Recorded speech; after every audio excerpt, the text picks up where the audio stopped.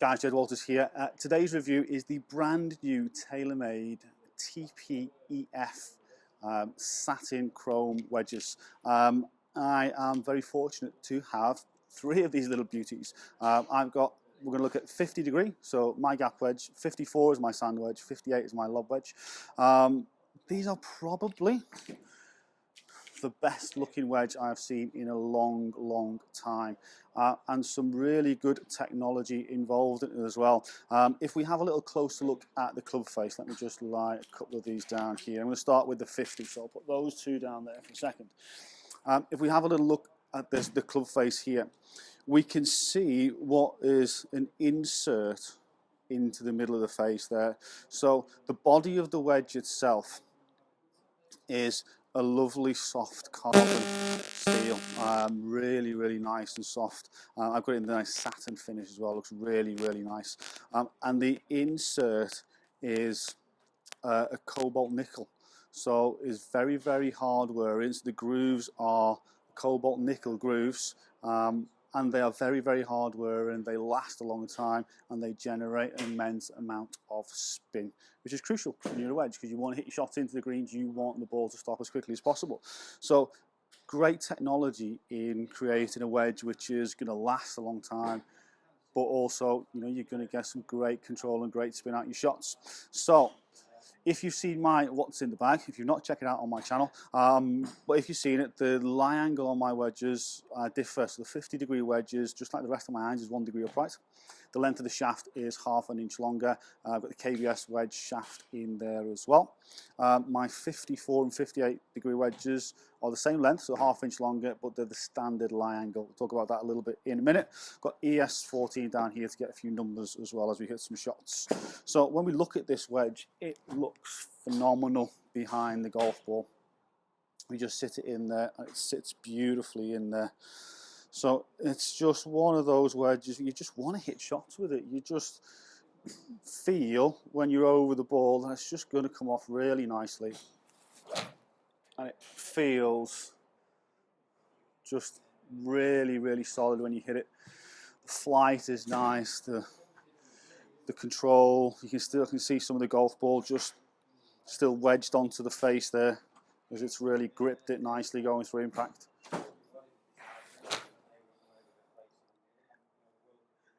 And just a great wedge. I mean, my previous wedges that I've had were the Nike the E-Rev series, and they just didn't feel anything like this does. You know, just a standard design of wedge, no milling or anything special with the grooves. And the feel is just chalk and cheese. It honestly is.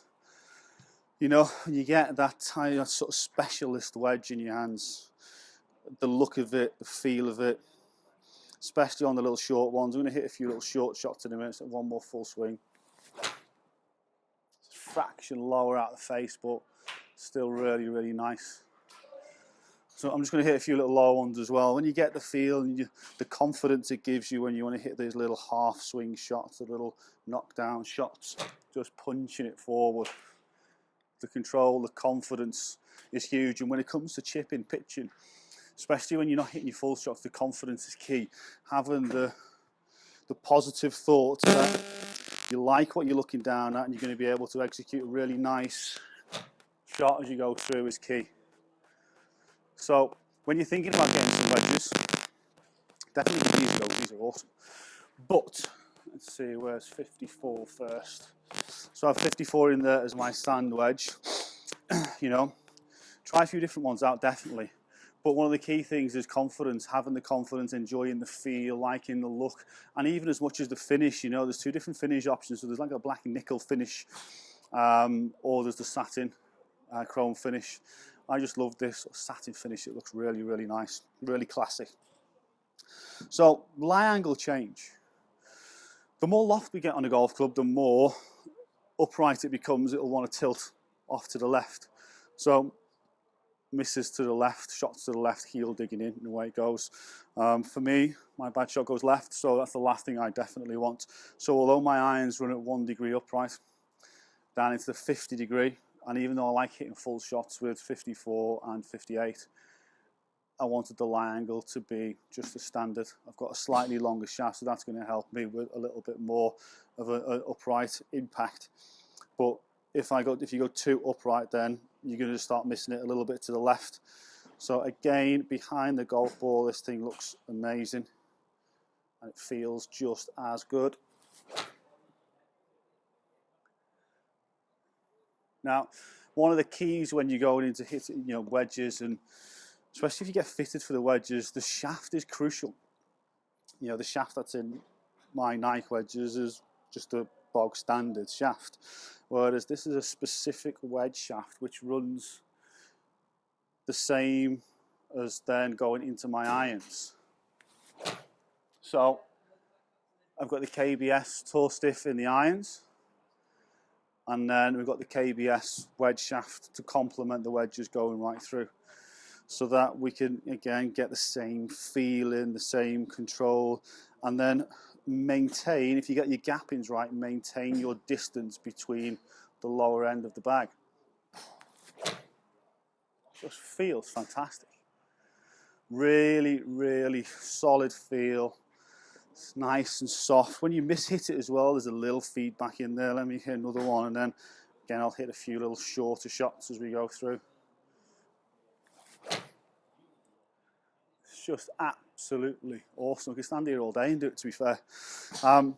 So again, we'd look at the difference in the bounce angle on the clubs. We'll see, this 54 degree has just got 11 degrees of bounce on it.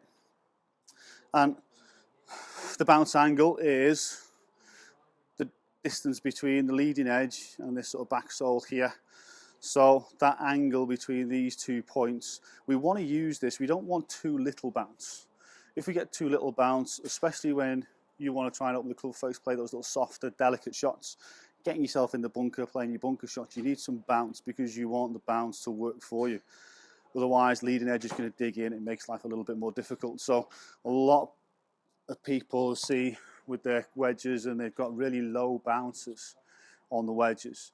And I think if sometimes you get a bounce option, maybe a low, a high bounce and a standard bounce. You don't really need to go for the low bounce. The standard bounce, or even in some cases going into a higher bounce, depending on where you play, is crucial. So definitely something that you want to have a little look at when you're looking at your wedges as well. But the little finessey shots, the little feely shots as you go through are really, really nice. I'm going to open the club face on this one, play this a little bit higher, use the bounce a little bit. It's good. Just missed the net. That's just in front of us from the upstairs there, which is good. Right, let's go into the 58. Let's hit a few shots with 58, and then we'll have a little look at the numbers. Crucial to making sure that there's a nice gap between the three. I like to carry 4 wedges, including pitching wedge. So we want to have the numbers and the gap in as close as possible. It's awesome. So that can be positive when we want to hit full shots. We can control the distances if you need to lay up for any reasons, whether it be a hole that you can't reach into, so you want to lay up maybe a longer par 5, or maybe you get into trouble and you need to leave yourself a favourite distance. A little bit of strategy, a bit of course management. A couple more, and then we'll have a look at some numbers. And again, just looks fantastic behind the ball, feels superb.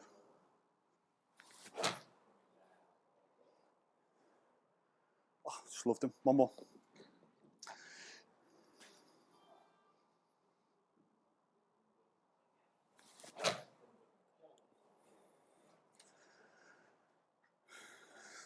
Awesome.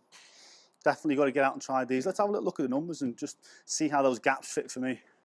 Okay, so I'm going to start with the 50 degree wedge first. We'll look at the numbers individually as we go through. Really, really good. My previous irons would probably be 125ish with my pitching wedge. So when you're looking at 123, 123, 23, 16, averaging 121, big difference, and the importance of getting the shaft in there to match through as well, and getting the right gap in there is really, really good.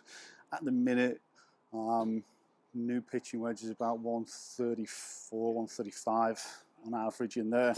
So it sits in there really, really nicely. Looking down then at 54 degree, average in there 110, 107, and a few in there at 112. Again, so if we look there at 134, then we drop in to 121, dropping in there to 110, just the gaps just fit in really, really nice. And then when we have a little look at the 58 degree there, average coming out at 102.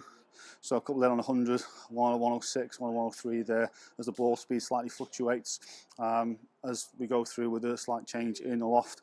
So really, really pleased with where they sit, running down from my irons down into pitching wedge, and then gap, sand and lob wedge as well. Love hitting full shots with them, so being able to hit full shots and knowing the distance is key. And then, you know, it's looking and working on those in-between shots, so you get the feel, you get the length of swing, so you know what sort of length of swing is going to match the distance you need for whatever club you've got in there. But really, really, really nice looking wedge, great feeling wedge. Definitely something, if you've not tried them, thinking about changing wedges, even if you're not, go and give them a go, because they're awesome. Get down to your local pro shop or retailer and have a go, because they are fantastic.